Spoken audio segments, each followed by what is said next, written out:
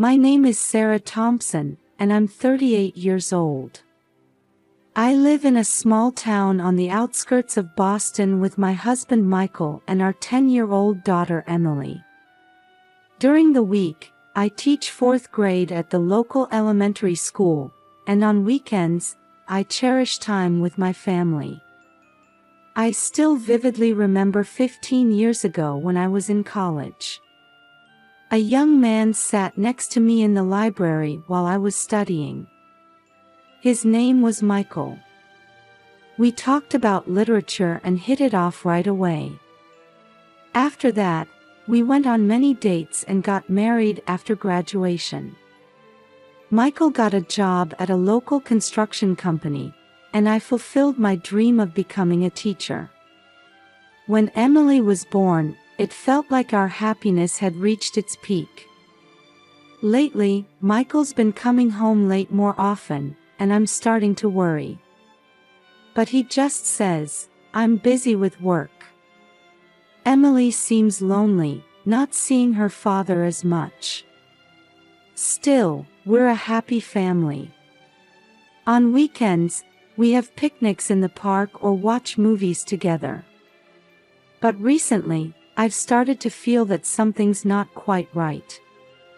Who could have imagined that an unexpected shadow was creeping into these peaceful days?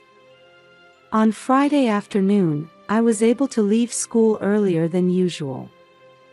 As I walked home, my steps felt lighter at the thought of having dinner together as a family, something we hadn't done in a while. When I arrived at the front door and unlocked it, an unnatural silence enveloped me. Usually, I'd hear the TV or Emily's laughter. "Michael? Emily?"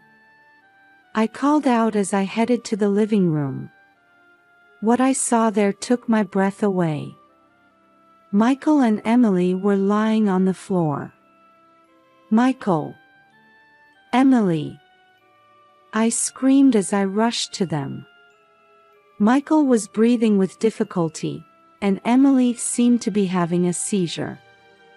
I was on the verge of panic but took a deep breath and told myself to stay calm. I immediately called 911 and requested an ambulance. Following the operator's instructions, I checked on them. Neither was conscious, but they were barely breathing. "It's okay, Emily. Daddy's okay too. Mommy's here." I held my daughter's hand and whispered with a shaky voice. A few minutes later, I heard sirens. The paramedics arrived and quickly loaded them onto stretchers. I was allowed to ride in the ambulance. When we arrived at the hospital, Michael and Emily were immediately taken to the treatment room. I waited in the waiting room, feeling overwhelmed by anxiety and fear. Why did this happen to them? If only I had come home earlier. Such thoughts raced through my mind. After about an hour, a doctor finally appeared. "Mrs. Thompson." "Yes, that's me." "How are they?" I stood up, desperately trying to read the doctor's expression. "They're both out of immediate danger." However, the doctor paused for a moment and looked straight into my eyes. "They're showing symptoms of acute poisoning. Did they eat or drink anything unusual?" "Poisoning? No, that's impossible." I was confused and at a loss for words. When I said goodbye to them this morning, everything seemed fine. "Mrs. Thompson, we've also contacted the police. Sometimes, symptoms like these." As the doctor's words trailed off, a terrible thought crossed my mind.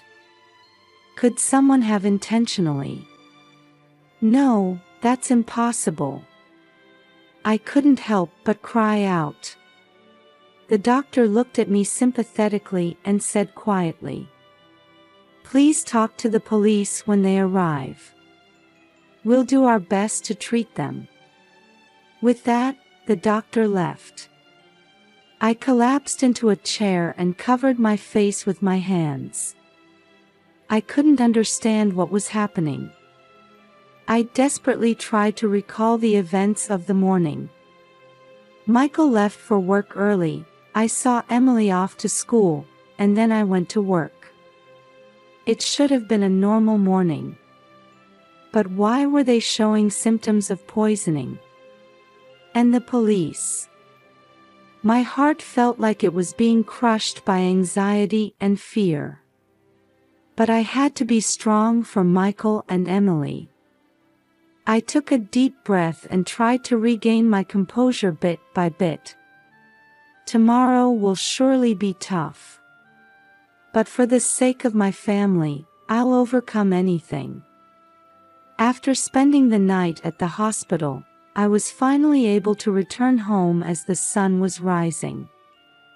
Michael and Emily's conditions were stable, but they still hadn't regained consciousness.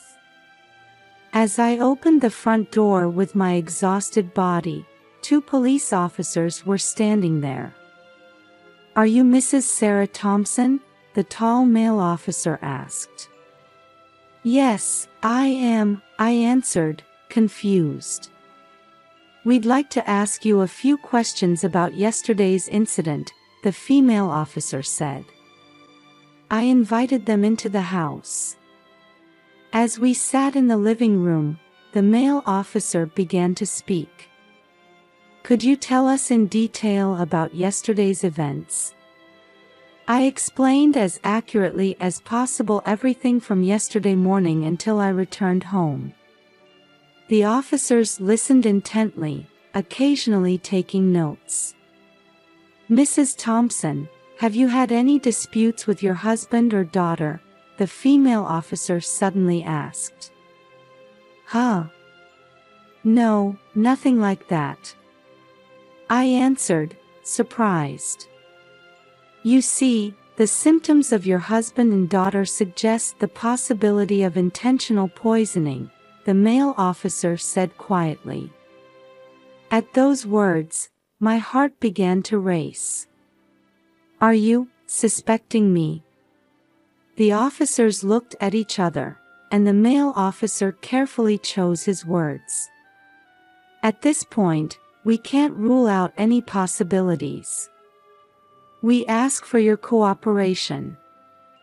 After that, they began to search the house. I watched their movements in a daze. Suddenly, the female officer in the kitchen called out, "There's a suspicious container here." What she held in her hand was a small bottle I didn't recognize. The label read, "Pesticide." "This. I don't know about this. It's not mine," I desperately pleaded. The officers seized the bottle as evidence and took my fingerprints. "We'll need you to wait at the station until we get the results of the comparison." Feeling dejected, I was taken to the police station. As I spent a long time in the interrogation room, various thoughts crossed my mind. Why is this happening? There's no way I would hurt my family. But that bottle. And Michael's recent behavior. The interrogator came in and sat down with a stern expression. "Mrs. Thompson, your fingerprints were found on the bottle." At those words, I felt my world crumbling. "That's impossible. I didn't touch it." "Then why were your fingerprints on it?" The interrogator's eyes pierced through me. "I don't know. I really don't know," I answered, fighting back tears.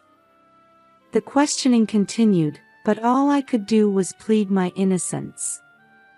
Just as fatigue and confusion were making my head fuzzy, the interrogator left the room for a moment. Alone in the room, I thought deeply.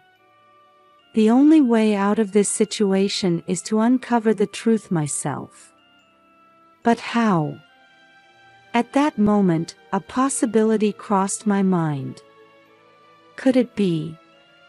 Just as I had that thought, the interrogator came back into the room. "Mrs. Thompson, your bail has been granted. However, as the investigation is ongoing, please don't leave town for the time being." I left the station with mixed feelings. I must take action to uncover the truth and protect my family. As I left the police station, I was organizing my next steps in my head. To reveal the truth, I had to find evidence with my own hands. Just as I made that decision, my cell phone rang. Looking at the screen, I saw it was from my sister, Lisa. "Sarah, I heard what happened. I'm on my way there now." Lisa's voice was filled with worry. Our relationship as sisters was complicated, and we hadn't been in touch much for the past few years. Memories of past conflicts resurfaced. 10 years ago, when our parents' company was on the brink of bankruptcy, Lisa embezzled company funds for her own future. I tried to stop her, but Lisa wouldn't listen. In the end, the company went bankrupt, and our parents lost everything. Since then, our relationship had remained strained. "Lisa, you don't need to come. I can handle this on my own." "No, Sarah. You can't do this alone. There must be something I can do." Lisa's strong tone made me lose the will to argue. "All right. But I'm going to the hospital first." At the hospital, the doctor informed me that there was no significant change in Michael and Emily's conditions. As I looked at their faces in the hospital room, I couldn't stop my tears. I vowed in my heart to prove my innocence and get my family back. As I left the hospital, Lisa was waiting.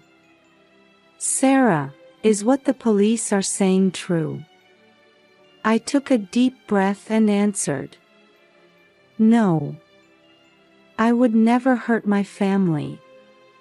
Lisa nodded silently. "I understand. Let's think about what we can do together." We went into a nearby cafe and started to sort out the situation. First, we needed to find out where the pesticide bottle came from. "Sarah, try to remember all your actions. Is there anything you might have overlooked?" Lisa asked with a serious look. I desperately traced my memories. Then, I suddenly realized. Come to think of it, I went to the home improvement store last Saturday. But I didn't buy any pesticides.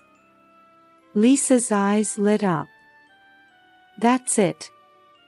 Maybe someone impersonated you to make the purchase." I found hope in that possibility. We immediately headed to the home improvement store. We explained the situation to the store manager and negotiated to see the surveillance camera footage. The store manager, who was initially reluctant, agreed to cooperate after seeing our desperate situation. As we checked the security camera footage, a surprising scene caught our eyes. The screen showed a woman who indeed looked very similar to me. But looking closely, the details were different.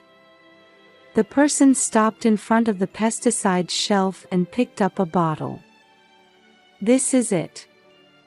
I couldn't help but exclaim. "But this person isn't me." Lisa was also staring intently at the screen. "Wait, This person. We looked at each other. The person looked exactly like our cousin Jenny. Could it be Jenny? I looked at Lisa in disbelief. But why would Jenny? Lisa also looked confused. We rushed to the police station and presented this new evidence. The police started a reinvestigation and began to confirm Jenny's identity and whereabouts.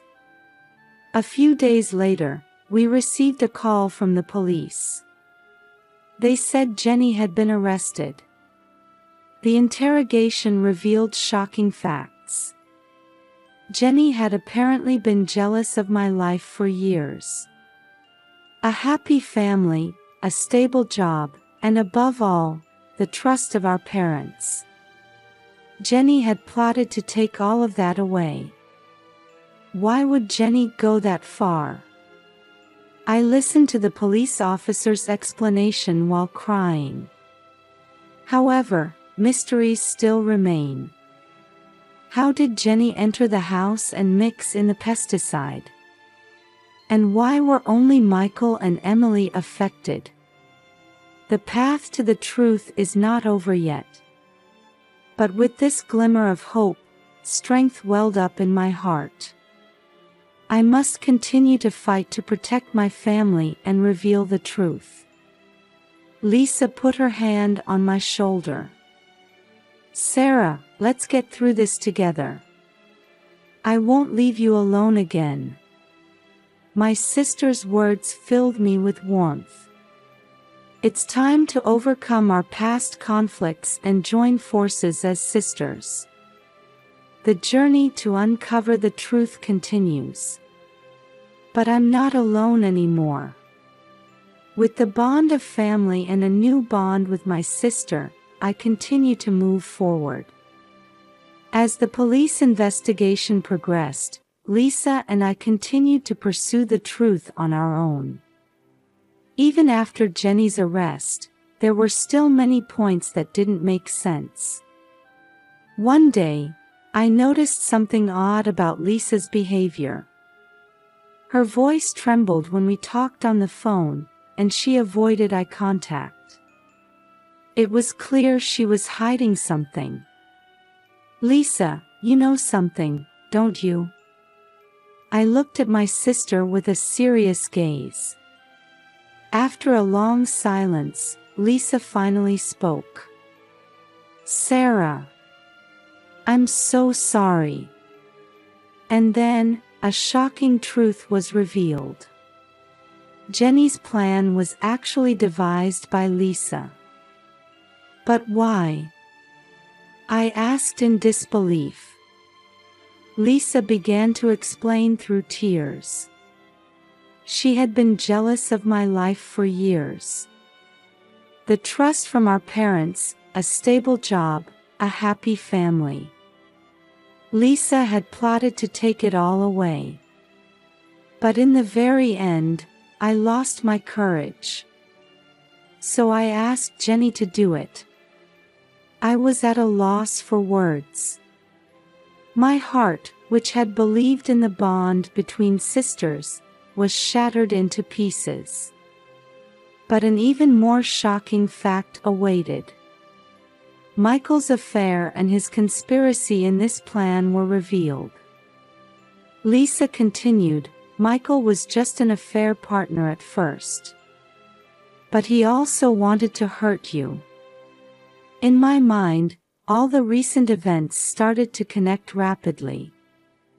Michael's late returns, his cold attitude lately. Everything started to make sense. Emily. I asked with a trembling voice. We didn't intend to involve Emily. But Michael. Lisa's voice trailed off. My body shook with anger and sadness. But now is not the time to be swept away by emotions. I must act calmly, for Emily's sake and for my own. Lisa, you're going to tell the police everything, right? I said quietly but firmly. Lisa nodded. Yes, I'll tell them everything. And I'll accept my punishment. We headed to the police station. Lisa's testimony revealed the full extent of the incident. Michael and Jenny were rearrested and subjected to questioning. However, this wasn't the end of everything. I still had something I needed to do. I returned to the hospital and sat beside Emily, who had regained consciousness. Emily, Mommy's here. Everything's going to be all right now. While holding my daughter's small hand, I made a firm decision.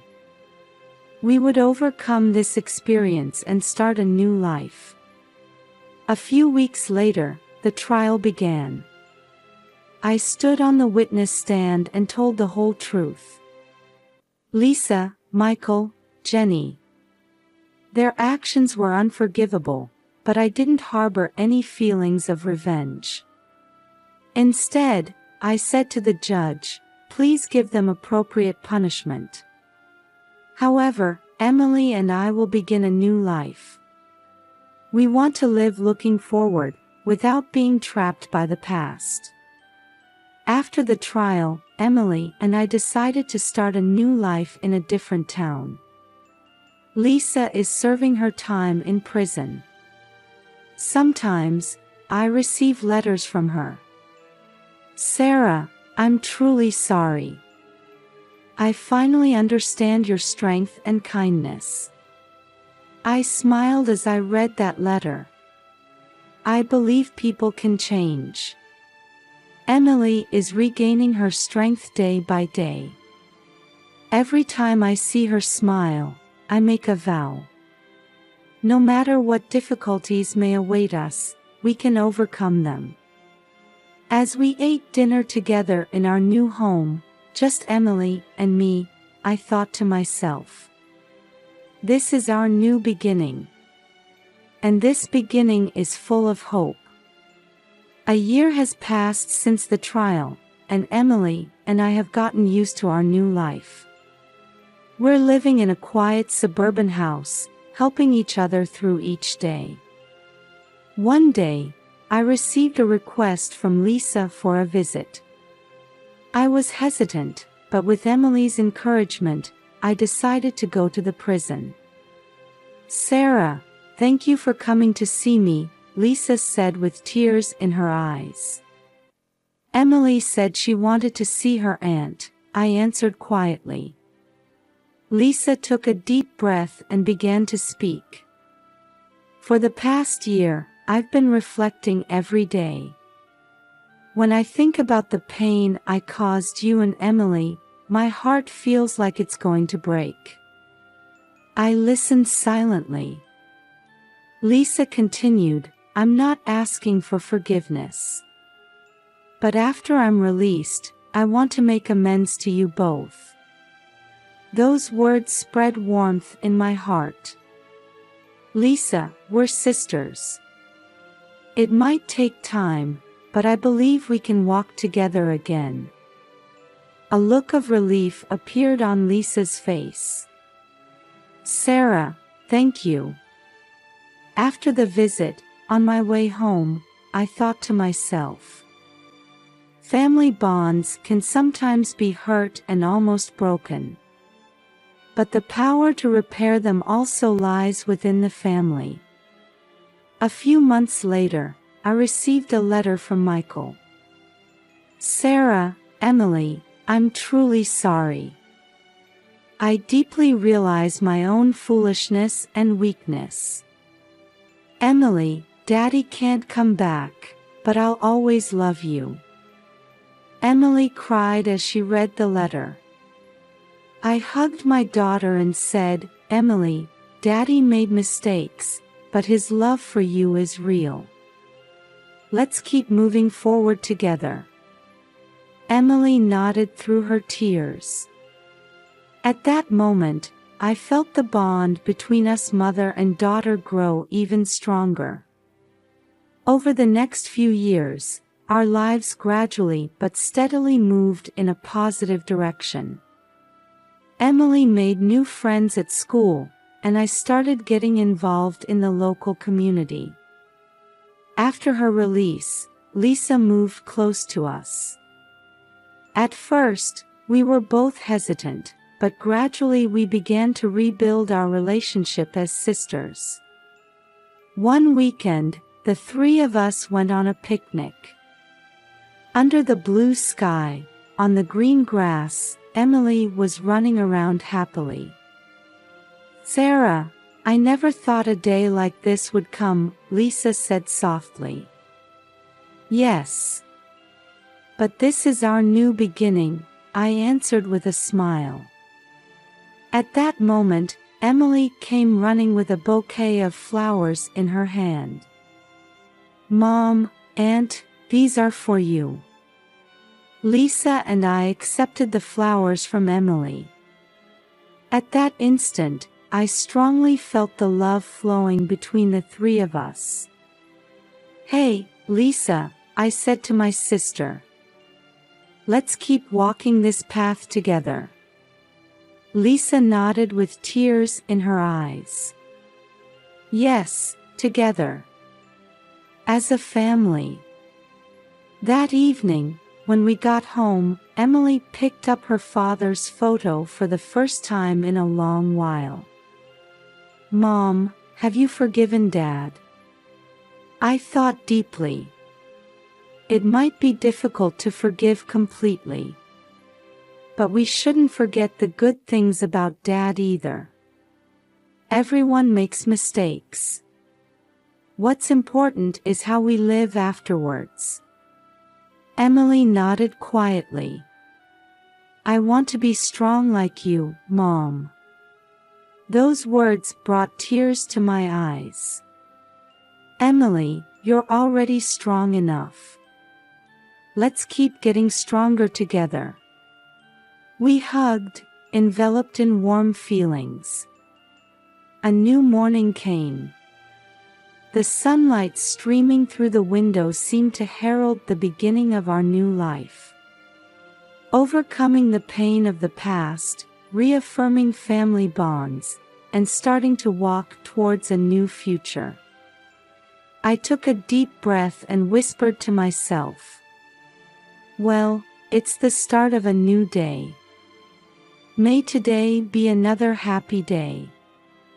Then I headed upstairs to wake Emily.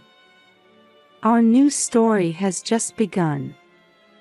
I'm truly looking forward to seeing what wonderful chapters await us.